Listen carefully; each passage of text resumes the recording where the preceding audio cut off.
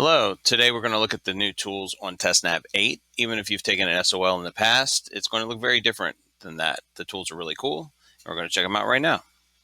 The tools are much simpler now. If you want to highlight, you just highlight the text that you want to highlight.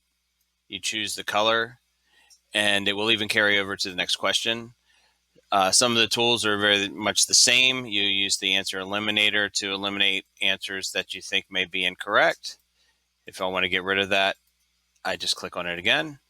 And if I want to get rid of highlights, I just highlight it again and use this line tool to delete it. If I want to choose a different color, I can choose a different color. It's important to note that while we have in the sample test this review button and the bookmark button, your test will actually be a computer adaptive test, which means that you will be answering one question at a time and will not be allowed to come back. What you'll notice on all of the new SOLs is that they are all computer adaptive test questions, or CAT questions. What this means is that you cannot skip a question, nor can you go back to a question that you've already answered. You must answer the questions one at a time. So there is no bookmark or mark review tool on any of the SOLs, even though you may see them on some of the sample tests. So another cool tool that we have here from the user drop-down menu is answer masking. If I would click on the answer masking, it will hide my question answers for the test. So that will encourage me to answer my questions on my own before looking at the possible choices. And I can then take peeks at these choices as I go.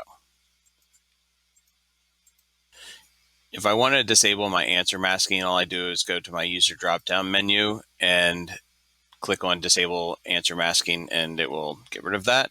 Another cool tool in the user drop-down menu is the line reader mask. If you are used to using a ruler to keep your place when you're reading, then this is a good tool to use because you could scroll up and down and just keep track of line by line what you're supposed to be reading. You can resize this to any size that you want.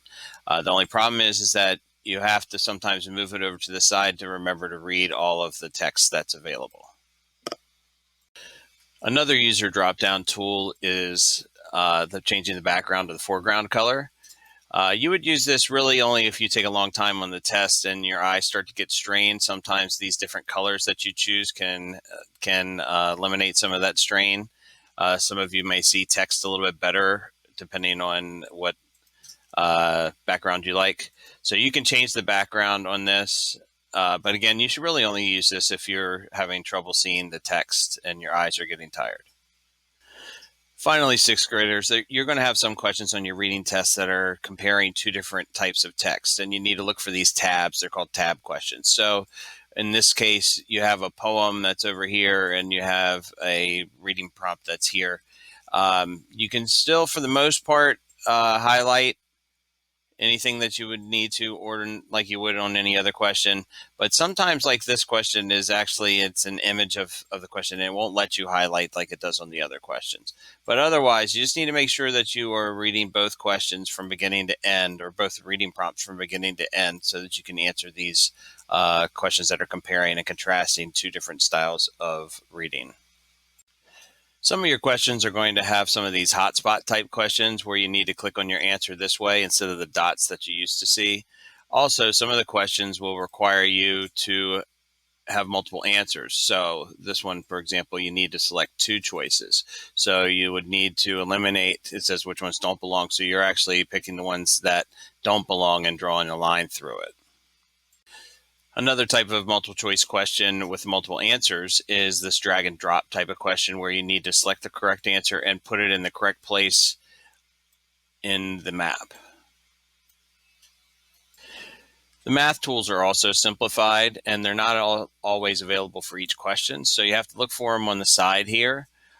This is the pencil tool if you wanted to use the pencil tool for doing some kind of drawing, some free drawing. But if you also needed to make a straight line, let's say that the question was, what's the angle for this these two items? You could continue that line and then use the protractor to find the angle, and you can rotate it. You move it by grabbing the plus sign, and then you rotate it to fit that line by grabbing onto the circles.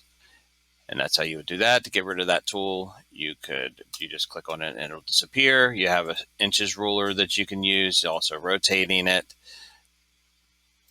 so that you can find maybe the length. It's important to know that you have to measure at 0, not the end of the ruler.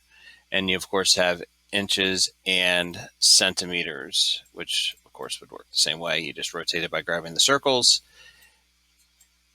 and line it up. To get rid of it, I just hit the button. The other tools that we have here, if you have an eraser tool, if you wanted to just get rid of one item, you hit the eraser tool and then click on that item and it'll make it disappear.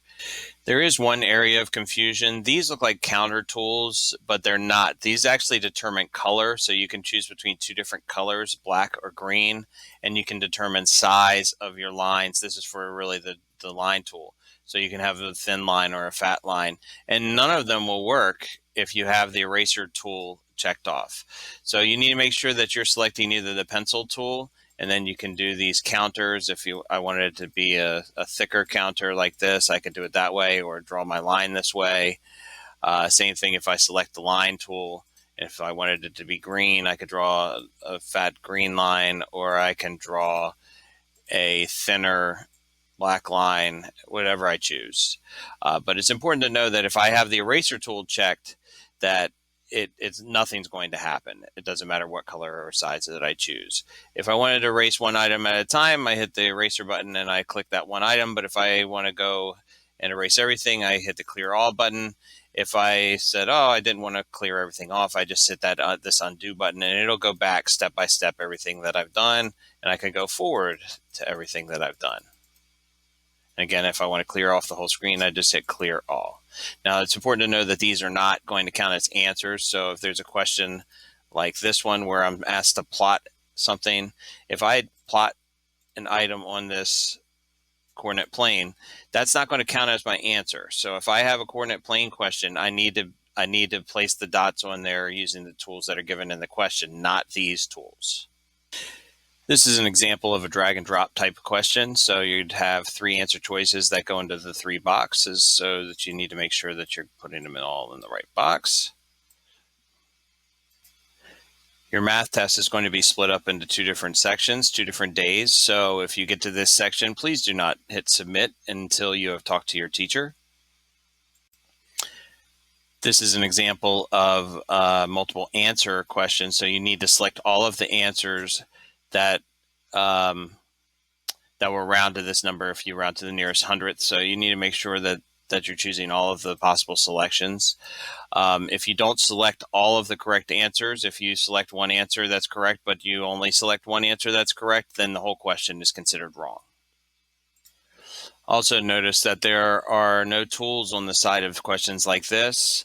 4th grade and up, you will see that there is a calculator tool now that that pops up if you click on it, so that you can use this calculator, but you should also be given a handheld calculator.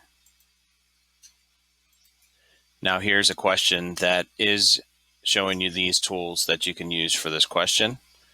If it was a question that had to do with vertices, for example, you might want to check off some of these. And of course, since it's a 3D object, there's actually 2 hidden behind here. And then you can count them up.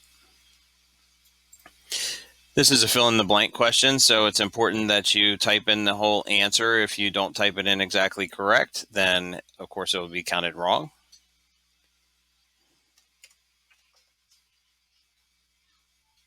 Sixth grade, one difference for you is that there's a folder here that's labeled exhibits, and what's inside that is the formula page for your SOL. So you'll always have that available, and it has abbreviations so you know what each of those means. Also, when you get to the second section of the test, you don't have a calculator here. You need a handheld calculator.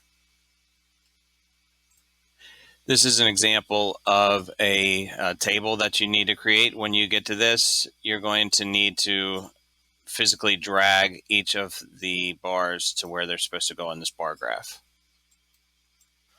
If you have audio for your SOL test, you'll see this bar. You will have to touch the play button on the bar for it to play the audio for each question. Directions. Drag the answers to the correct boxes. If you need to rewind, you simply just drag the circle back and forth to rewind or fast forward. Empty box. Or I can click directly on a section and it'll skip right to that section.